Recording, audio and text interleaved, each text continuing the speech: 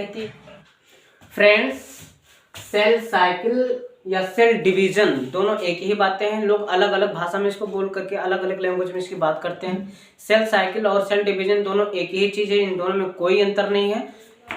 NCERT में जो line मिलती है देखें कि कह रहा है कि the period from one nuclear division to the next is known as cell cycle.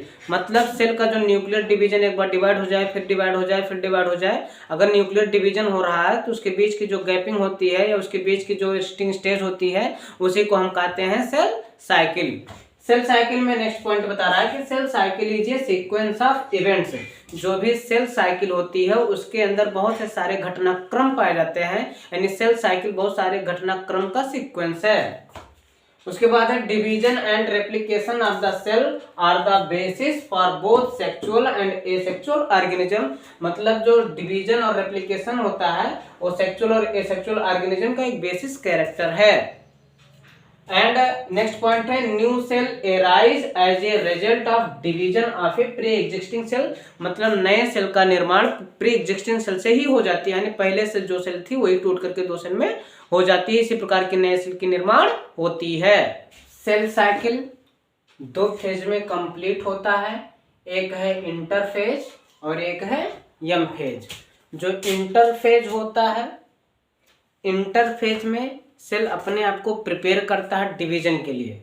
Cell को डिवीजन होना है, दो सेल बनना है, उससे पहले सेल अपने आप को प्रिपरेशन करता है। तो जो प्रिपरेशन की प्रक्रिया है वो इंटरफेज कहलाती है, और जिसमें वो डिवाइड होगा उस कंडीशन को एम फेज कहते हैं। तो जो इंटरफेज होता है इसको रेस्टिंग फेज भी कहते हैं।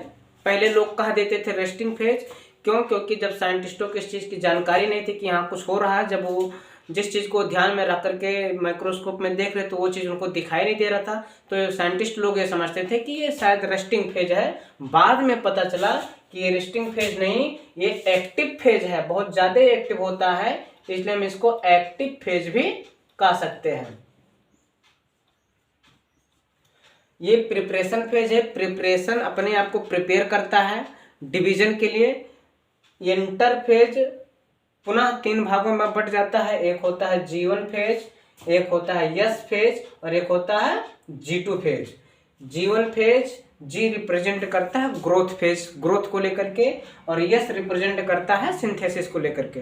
यानी growth phase G1, S phase, G2 phase, ये तीनों फेज इंटरफेज के पार्ट होते हैं।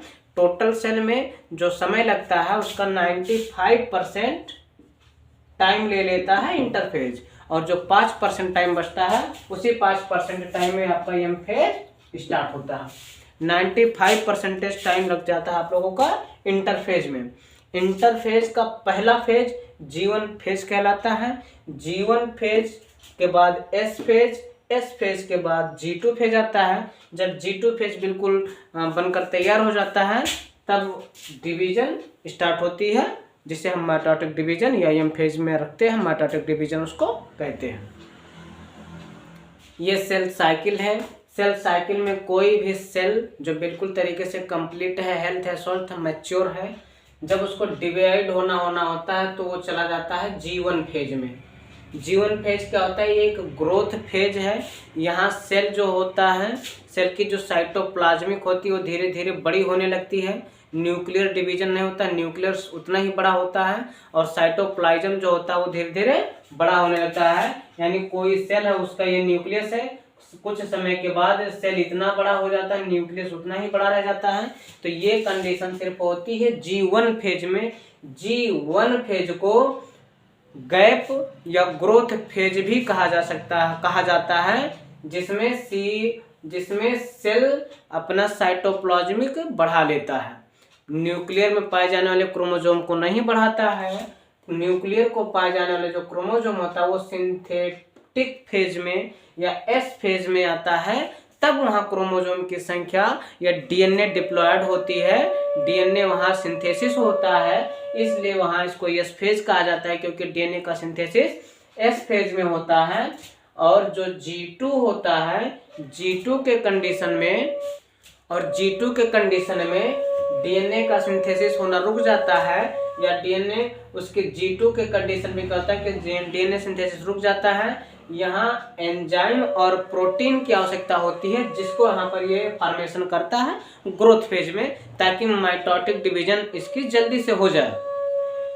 G1 से स्टार्ट होता है, अपने आप को प्रिपेयर करता है, प्रिपरेशन करता है, तैयारी करता है डिवीजन के लिए। सबसे पहले तैयारी की उसकी जो सेल होती है लार्ज हो जाती है। सेल जब लार्ज हो जाता है तो सेल को इंडिकेट होता है, सेल डिसाइड ले लेता है, डिसाइड कर लेता है कि अब मुझको अब 1 से 2 होने की ज़रूरत है। तो 1 से जब 2 होगा तो ये यस फेज में क्या होता है कि यस फेज में इसके अंदर जो क्रोमोजोम होता है, न्यूक्लियस के अंदर जो क्रोमोजोम होता है, वो क्रोमोजोम जैसे धागे के जैसे इधर उधर ऊन के गोले के जैसे बिखरे हुए होते हैं। वो दिखाई नहीं देता, स्पष्ट नहीं दिखाई देता है, लेकिन होता क्या है कि इस फेज में क्या होता है कि इस फेज में ये अपने डीएनए को सिंथेसिस करता है, कंडेंस करता है, और G2 फेज में ये रुक जाता है और यहाँ एंजाइम और प्रोटीन की आवश्यकता होती है माइटोटिक करने के लिए, जो यहाँ पर वो प्रिपरेशन करता है। अब जब एकदम बिल्कुल डिवीजन के लिए तैयार हो जाता है, तब वो फिर कंडीशन होती है यम फेज में। यम फेज में पहुँच करके सबसे पहला कंडीशन होता है, उसके साथ मुलाकात होती है प्रोफेज से।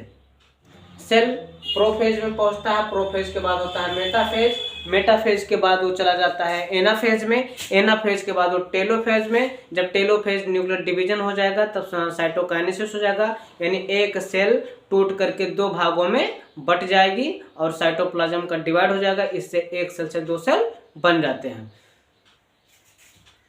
पूरी प्रोसेस एम फेज की कैसे होती है, इसको हम मिलेंगे फिर नेक्स्ट वीडियो में, वहां आपको बताएंगे। तब तक